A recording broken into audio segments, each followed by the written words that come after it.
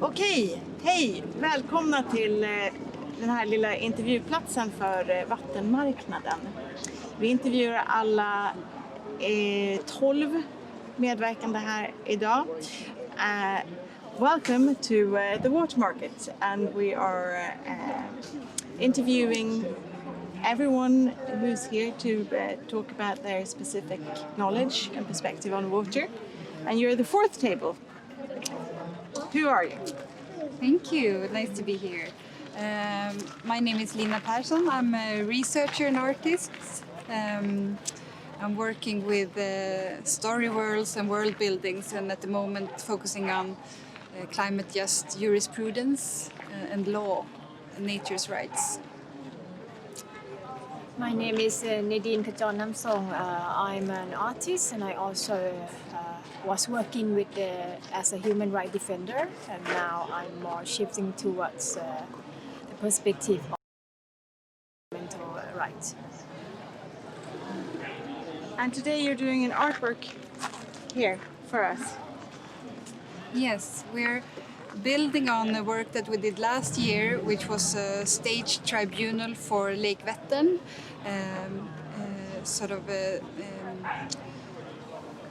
staging how it would be in a legal situation if a lake had rights, legal rights, was a legal entity.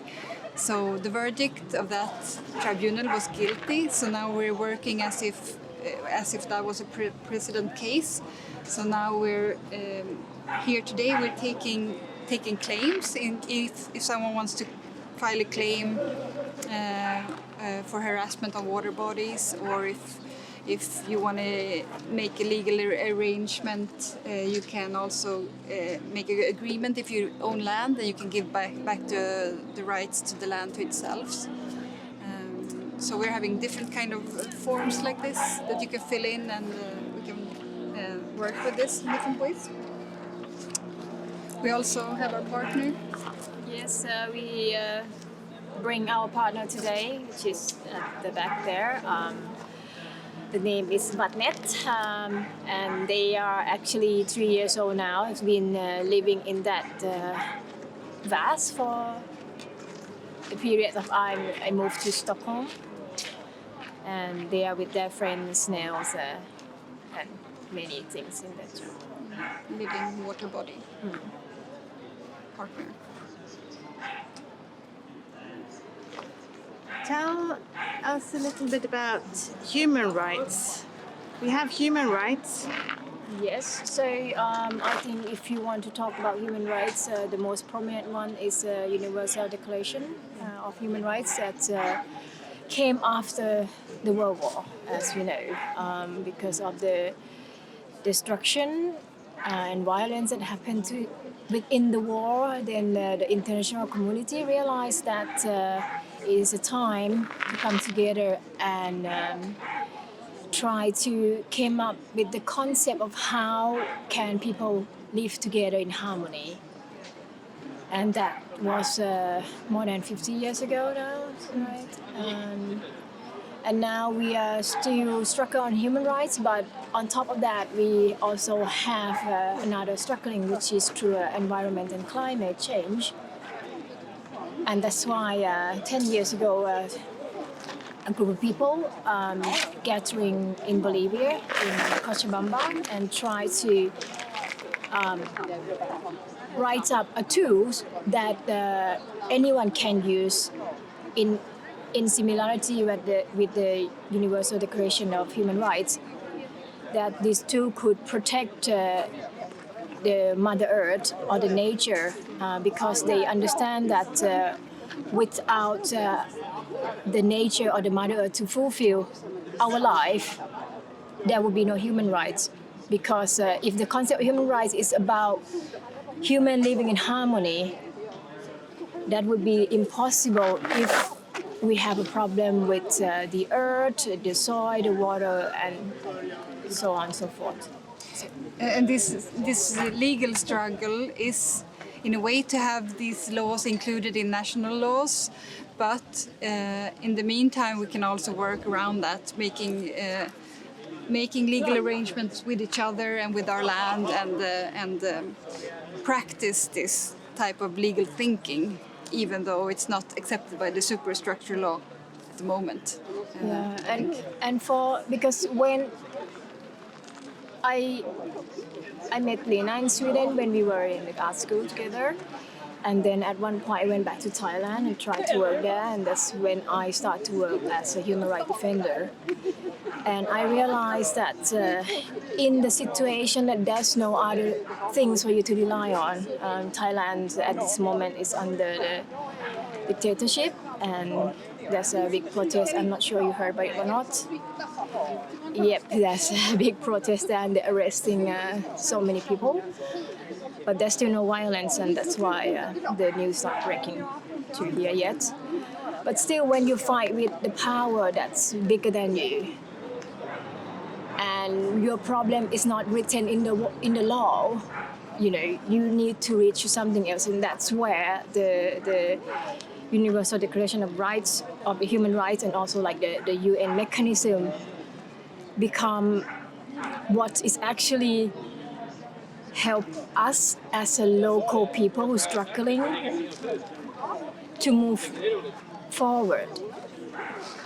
So personally, I see this declaration that's a very important tool for like indigenous people or people from Global South.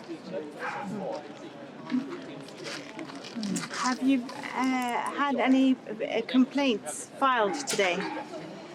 Yeah, we have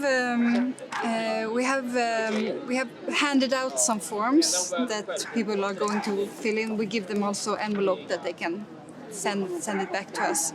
So we have, for example, a concern, 8-year-old girl was concerned about the water in Bredäng. So she's taking a survey there to check how the water is doing there, and she's going to fill out the file and send it back to us. So we're going to have a report from that. And we'd handed out some of them, so we'll see what we get back in. Good. Lake Vatten is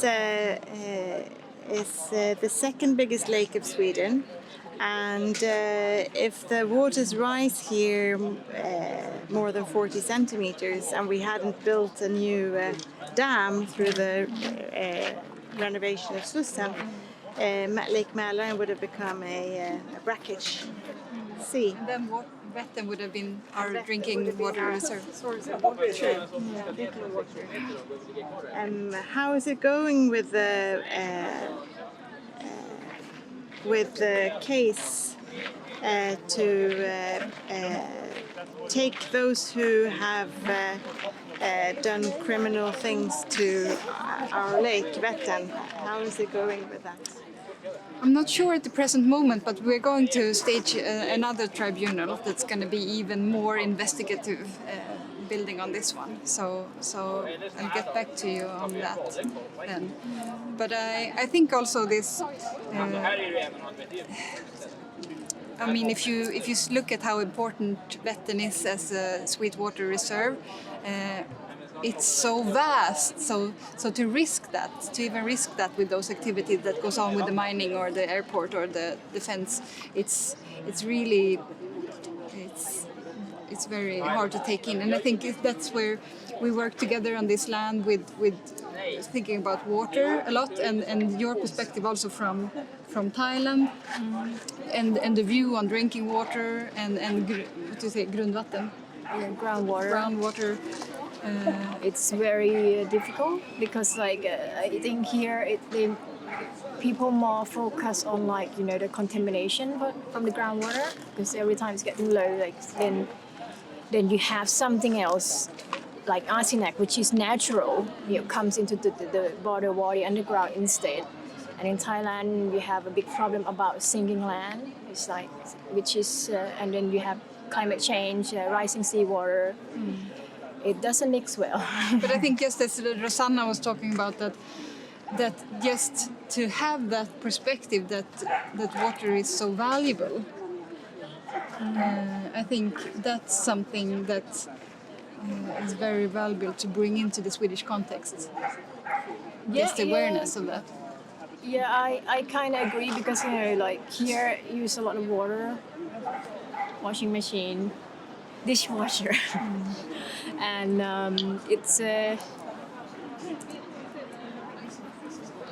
it's also hard because water is a part of we enjoy life, right?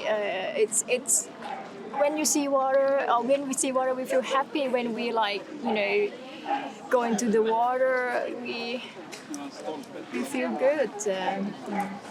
So how to enjoy it, but still give it space, give it the respect that it's deserved. We love water. Yeah, definitely. Yeah. Does water love us? That's the question. Yes, we must become Worthy of water's worthy love. of being water's children.